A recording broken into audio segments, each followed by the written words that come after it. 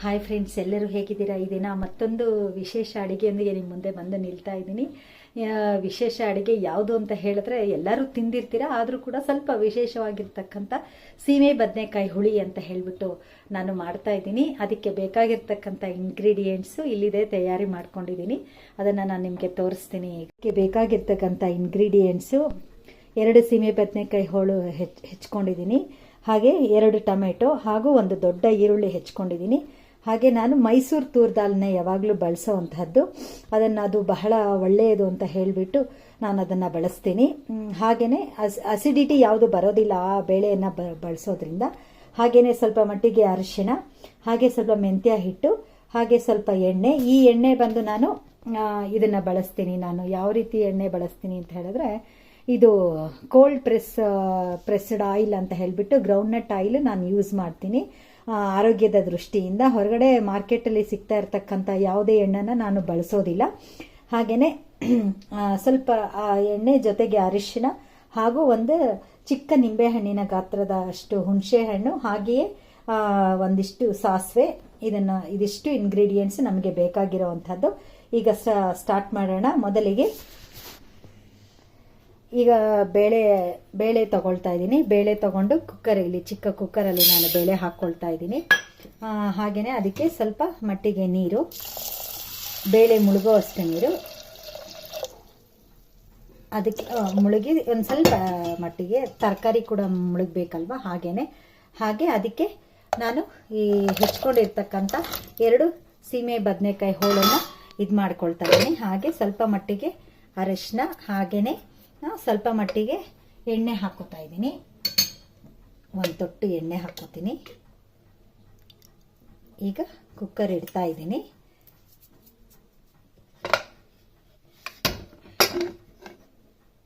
ಈಗ ಕುಕ್ಕರ್ ಒಂದು ಕಡೆ ಇಟ್ಟಿದ್ದೀನಿ. ಕುಕ್ಕರ್ ಇಟ್ಟ ನಂತರ ಈಗ ನಾನೇನು ಮಾಡ್ತಾ ಇದ್ದೀನಿ, ಇನ್ನೊಂದು ಕಡೆ ಸ್ಟವ್ ಮೇಲೆ ನಾನು ಬಾಣಲಿ ಇಟ್ಕೊಂಡಿದ್ದೀನಿ. ಒಗ್ಗರಣೆಗೆ ಮುಂಚೆನೇ ಹಾಕ್ಕೊಳ್ತಾ ಇದ್ದೀನಿ. ಇದಕ್ಕೆ 2 ಸ್ಪೂನಷ್ಟು, 2 ಅಥವಾ 3 ಸ್ಪೂನ್ ಹಾಕ್ಕೊಳ್ಳಿ. ಅವರಿಗೆ ಬೇಕಾದಷ್ಟು ಹಾಕೋದು. ಕೆಲವರು ಎಣ್ಣೆ ಬಳಸ್ತಾರೆ, ಕೆಲವರು ಕಡಿಮೆ ಬಳಸ್ತಾರೆ. ನಾನಿಲ್ಲಿ 4 ಸ್ಪೂನ್ ಹಾಕ್ಕೊಂಡಿದ್ದೀನಿ. ಹಾಕ್ಕೊಂಡು ಈಗ ಅದು ಸ್ವಲ್ಪ ಕಾಯಕ್ಕೆ ಬಿಟ್ಟ ನಂತರ ಈಗ ನಾನೇನು ಮಾಡ್ತಾ ಇದ್ದೀನಿ, ಸಾಸಿವೆ ಹಾಕ್ತಾ ಇದ್ದೀನಿ. ಸಾಸಿವೆ ಹಾಕಿ ಸಾಸಿವೆ ಚಿಟ್ಗುಟ್ಟೋವರೆಗೂ ಕಾಯಬೇಕು.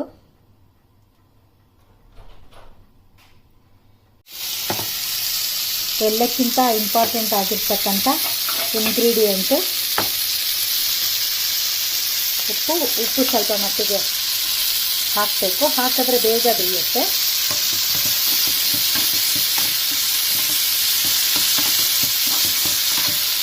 ಇದ್ರೆ ಕರಿಬೇವಿನ ಸೊಪ್ಪು ಹಾಕ್ಕೋಬಹುದು, ಅಥವಾ ಇಲ್ಲ ಅಂದರೆ ನಡೆಯುತ್ತೆ.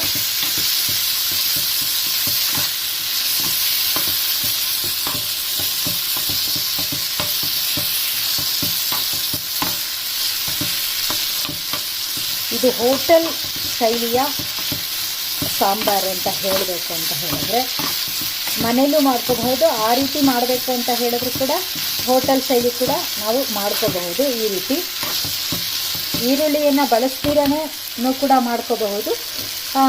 ಇಲ್ಲಾಂದರೆ ನಮಗೆ ಆ ಥರ ಹೋಟೆಲ್ ಶೈಲಿ ಬೇಕು ಅಂತ ಹೇಳಿದ್ರೆ ಈರುಳ್ಳಿ ಟೊಮೆಟೊ ಯೂಸ್ ಮಾಡಬೇಕಾಗತ್ತೆ. ನಾವು ಚೆನ್ನಾಗಿರುತ್ತೆ.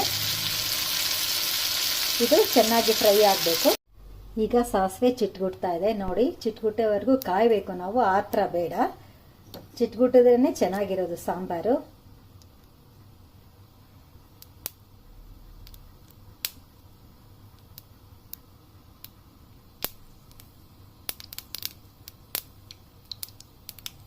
ಈಗ ಚಿಟಿಕೆ ಅರಿಶಿನ ಹಾಕ್ತಾ ಇದ್ದೀನಿ.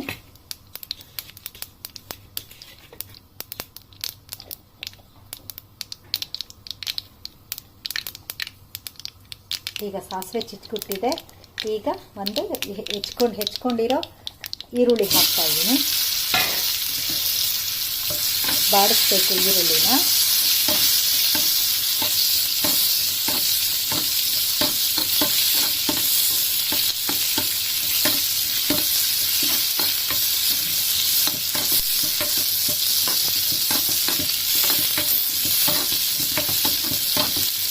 ಸ್ವಲ್ಪ ಬಾಡಕ್ಕೆ ಬಿಡಬೇಕು.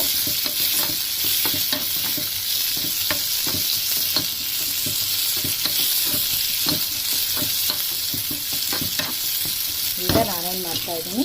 ಹೆಚ್ಕೊಂಡಿರೋ ಟೊಮೆಟೊ ಹಾಕ್ತಾಯಿದ್ದೀನಿ.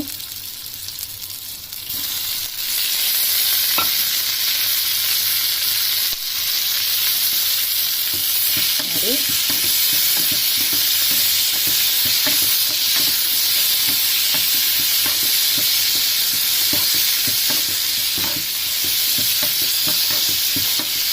ಚೆನ್ನಾಗಿ ಬಾಡಲಿಕ್ಕೆ ಬಿಡಬೇಕು. ಇದು ಈಗ ಚೆನ್ನಾಗಿ ಫ್ರೈ ಆಗಿದೆ. ಈಗ ನಾನೇನು ಮಾಡ್ತಾಯಿದ್ದೀನಿ ಅಂತ ಹೇಳಿದ್ರೆ, ಒಂದು 2 ಟೇಬಲ್ ಸ್ಪೂನಷ್ಟು ಮೆಂತ್ಯ ಹಿಟ್ಟು ತೊಗೊಂಡಿದ್ದೆ, ಅದನ್ನು ಈಗ ಇದಕ್ಕೆ ಆಡ್ ಮಾಡ್ತಾಯಿದ್ದೀನಿ. ಇದು ಮೆಂತ್ಯ ಹಿಟ್ಟು ಬಹಳ ಇದು ಫ್ಲೇವರ್ ಕೊಡುತ್ತೆ ನಮಗೆ, ಹಾಗೆ ಆರೋಗ್ಯಕ್ಕೆ ಕೂಡ ಬಹಳ ಒಳ್ಳೆಯದು. ಈ ಸೀಕ್ರೆಟ್ ಯಾರಿಗೂ ಗೊತ್ತಿಲ್ಲ, ಎಕ್ಸ್ಟ್ರಾ ಮೆಂತ್ಯ ಹಿಟ್ಟು ಹಾಕೋ ಅಂಥದ್ದು. ಸಾಂಬಾರು ಪುಡಿನಲ್ಲಿ, ಸಾರು ಪುಡಿನಲ್ಲಿ ನಾವು ಮೆಂತ್ಯನ ಬಳಸಿರ್ತೀವಿ, ಆದರೆ ಈ ರೀತಿ ಬಳಸೋದಿಲ್ಲ, ಎಕ್ಸ್ಟ್ರಾ ಬಳಸೋದಿಲ್ಲ. ಹಾಗಾಗಿ ಇದು ನನ್ನ ಸೀಕ್ರೆಟ್ ಅಂತಲೇ ಹೇಳಬೇಕು. ಇದು ಬಹಳ ರುಚಿ ಕೂಡ, ಹಾಗೆಯೇ ಬಹಳ ಆರೋಗ್ಯಕರ ಕೂಡ. ಇದಕ್ಕೆ ಒಂದು ಸ್ವಲ್ಪ ನಾನು ನೀರು ಆಡ್ ಮಾಡ್ತಾಯಿದ್ದೀನಿ.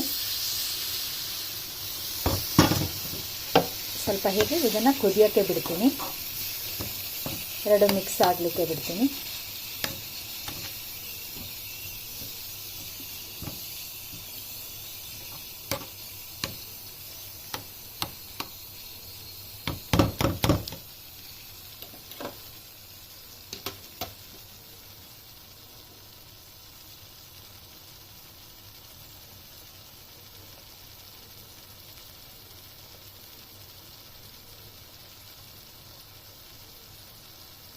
ಸಾಕು, ಕುದಿಯೋಕ್ಕೆ ಬಂದಿದೆ, ರೆಡಿಯಾಗಿದೆ, ಒಗ್ಗರಣೆ ರೆಡಿಯಾಗಿದೆ. ಆಫ್ ಮಾಡ್ತಾ ಇದ್ದೀನಿ. ಈಗ ಕುಕ್ಕರ್ ಇದಕ್ಕೆ ಹೋಗೋಣ. ಕುಕ್ಕರ್ ಕೂಗ್ತಾ ಇದೆ.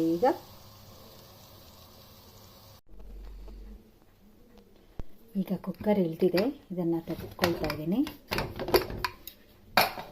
ನೋಡಿ, ಈ ಥರ ಇಳ್ದಿದೆ. ಇದನ್ನು ಕಾಣಿಸ್ತಾ ಇದೆ ಅನಿಸುತ್ತೆ. ಇದನ್ನು ಏನು ಮಾಡ್ತೀನಿ ಅಂದರೆ,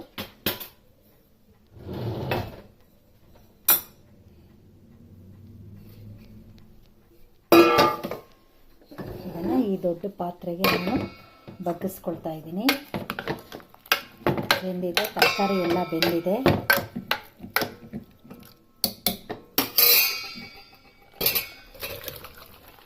ಥರ ಹಾಕ್ತಾ ಇದ್ದೀನಿ. ಹಾಕ್ಕೊಂಡಿದ್ದ ನಂತರ ಮತ್ತೆ ಅದನ್ನು ಸ್ಟವ್ ಮೇಲೆ ಇಟ್ಕೊಂಡು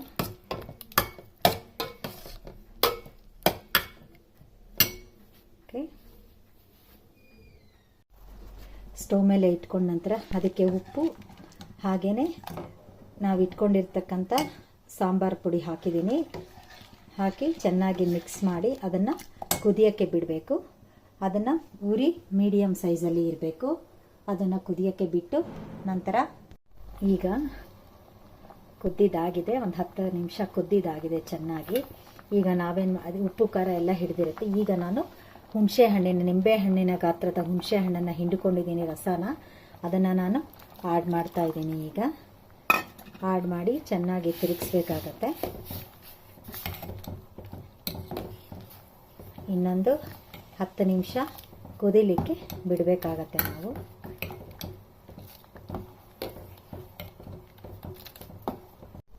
ಈಗ ಇನ್ನೊಂದಿಷ್ಟು ಬೆಲ್ಲ ತೊಗೊಂಡಿದ್ದೀನಿ. ಈ ಬೆಲ್ಲ, ಪುಡಿ ಬೆಲ್ಲ, ಆರ್ಗ್ಯಾನಿಕ್ ಪುಡಿ ಬೆಲ್ಲ ತೊಗೊಂಡಿದ್ದೀನಿ. ಅದನ್ನು ಒಂದು ನಿಂಬೆಹಣ್ಣನ್ನು, ಚಿಕ್ಕ ನಿಂಬೆಹಣ್ಣಿನ ಗಾತ್ರದಷ್ಟು ಬೆಲ್ಲ ತೊಗೊಂಡಿದ್ದೀನಿ. ಅದನ್ನು ಈಗ ಹಾಕ್ತೀನಿ. ಯಾವುದೇ ಪದಾರ್ಥ ಆಗಲಿ ಹುಳಿ, ಉಪ್ಪು, ಖಾರ ಸರಿಯಾಗಿದ್ರೇ ಅದರ ರುಚಿ. ಈಗ ಅದನ್ನು ಕೂಡ ತಿರುಗಿಸ್ತಾ ಇದ್ದೀನಿ. ಈಗ ಮತ್ತೆ 5 ನಿಮಿಷ ಚೆನ್ನಾಗಿ ಕುದಿಯೋಕ್ಕೆ ಬಿಡಬೇಕು. ಚೆನ್ನಾಗಿ ಕುದ್ದಿದೆ ಸಾಂಬಾರ್. ಈಗ ಫೈನಲ್ ಟಚ್ ಕೊಡೋಣ. ಈಗ ಕಡೆ ಬಾರಿಗೆ ನಾವು ಒಗ್ಗರಣೆ ಹಾಕ್ಕೊಳ್ಳೋಣ. ಅದೇ ಟೇಸ್ಟು. ನೋಡಿ, ಈಗ ಸ್ಟವ್ ಆಫ್ ಮಾಡಿಬಿಟ್ಟು ಒಗ್ಗರಣೆನ ಹಾಕಬೇಕಾಗತ್ತೆ. ಆಫ್ ಮಾಡಿದ್ದೀನಿ, ಸ್ಟವ್ ಆಫ್ ಮಾಡಿ ಈ ಒಗ್ಗರಣೆನ ಹಾಕ್ತಾ ಇದ್ದೀನಿ ಅದಕ್ಕೆ.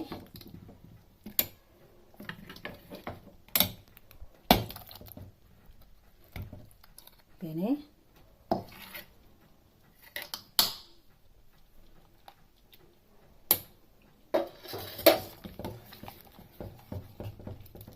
ಅದು ಮಿಕ್ಸ್ ಆಗಬೇಕಂತ ಹೇಳ್ಬಿಟ್ಟು ನಾನು ಸ್ವಲ್ಪ ಸಾರು ತೆಗೆದು ಇದಕ್ಕೆ ಹಾಕಿ ಪೂರ್ಣ ಮಿಕ್ಸ್ ಮಾಡಿ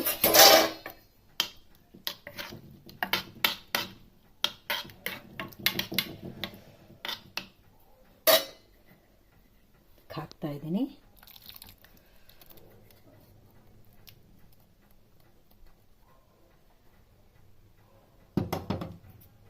ಈಗ ಬಿಸಿ ಬಿಸಿಯಾದ ಸಾಂಬಾರ್ ರೆಡಿ ಆಗಿದೆ.